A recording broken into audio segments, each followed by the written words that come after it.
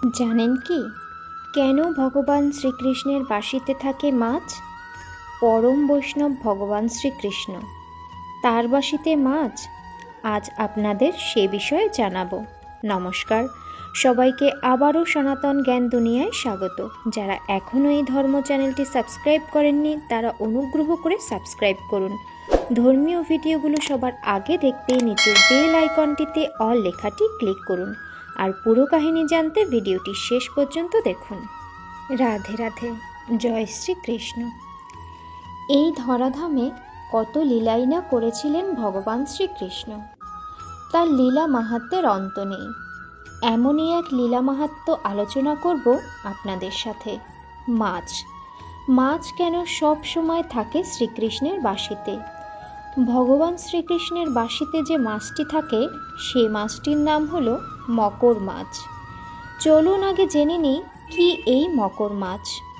একটু খেয়াল করে দেখবেন, ভগবান বাসুদেবের বাঁশির একটা মাথা একটু মোড়ানো থাকে। অনেকে মনে করেন এই মোড়ানো বা পেঁচিয়ে থাকা অংশটি ময়ূর। আসলে তা নয়, এই মোড়ানো অংশটি আসলে মকর মাছ। মকর মাছ এক প্রজাতির মাছ যা জলে থাকে।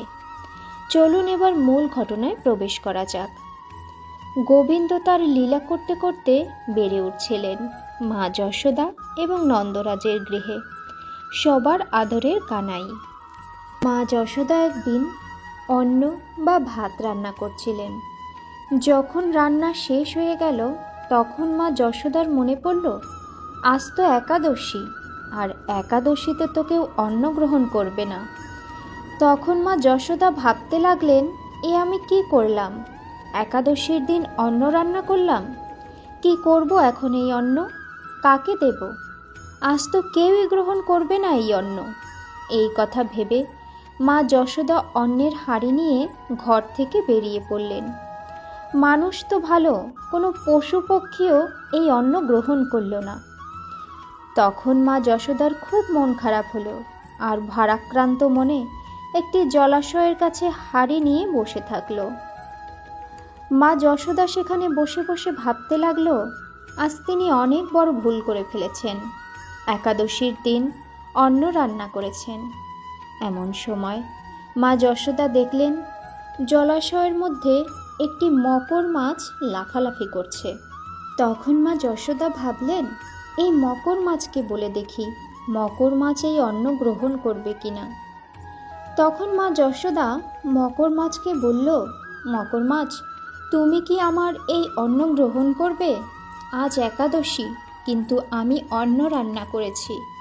আর একাদশী তিথিতে অন্ন ভক্ষণ মানে সহস্র পাপ ভক্ষণ করা। কিন্তু আমি নিরুপায়, এবার কি করব আমি? কেউ গ্রহণ করতে চায় না আমার এই অন্ন। হে মকর মাছ, তুমি কি করবে গ্রহণ? তখন মকর মাছ উত্তরে যা বলল তা শুনে চমকে যাবেন সবাই। মকর মাছ মা যশোদাকে বলল, হ্যাঁ, আমি এই অন্ন গ্রহণ করতে পারি, তবে আমার একটি শর্ত আছে। মা যশোদা কৌতূহলী হয়ে বলল, কি শর্ত আছে তোমার, বলো। তখন মকর মাছ বলল, এই অন্ন গ্রহণে আমার সহস্র পাপ হবে মা যশোদা, আর সেই পাপ হতে মুক্তি কেবল তোমার পুত্র গোপালই দিতে পারবে। আর তাই আমাকে গোপালের বাঁশিতে স্থান দিতে হবে, কারণ ভগবান শ্রীকৃষ্ণের বাঁশি স্পর্শ করার সাথে সাথে আমার সহস্র পাপ সহস্র পুণ্যে পরিণত হবে। তুমি কি পারবে মা যশোদা গোপালের বাঁশিতে আমাকে স্থান দিতে? তাহলেই আমি এই অন্ন গ্রহণ করব।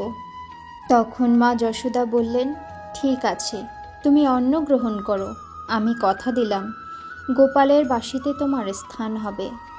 এরপর মকর মাছ সব অন্ন ভক্ষণ করল এবং মা যশোদার সাথে শ্রীকৃষ্ণের কাছে গেল।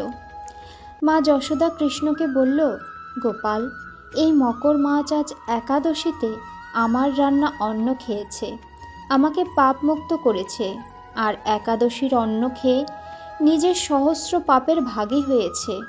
গোপাল, তোমার বাঁশিতে এই মকর মাছকে স্থান দাও আর এই মকরকে পাপমুক্ত করো।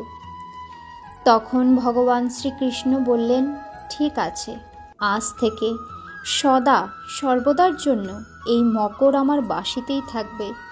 যেখানেই কৃষ্ণের বাঁশি থাকবে সেই বাঁশিতে মকর থাকবে।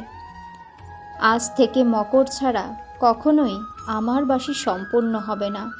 আর এই কারণেই ভগবান শ্রীকৃষ্ণের বাঁশিতে সর্বদা মকর থাকে। ভিডিওটি ভালো লাগলে লাইক করুন, কমেন্টে অবশ্যই সনাতন ধর্মের জয়ধ্বনি করুন।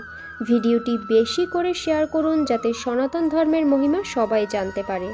এরকম আরও ধর্মীয় ভিডিও, পৌরাণিক কাহিনী, রহস্যময় মন্দির, সনাতন ধর্মের পূজা পাঠ সম্পর্কে জানতে চাইলে সনাতন জ্ঞান চ্যানেলটি সাবস্ক্রাইব করে আপনিও এই ধর্মযাত্রার সাথেই থাকুন। ঈশ্বর সবার মঙ্গল করুন।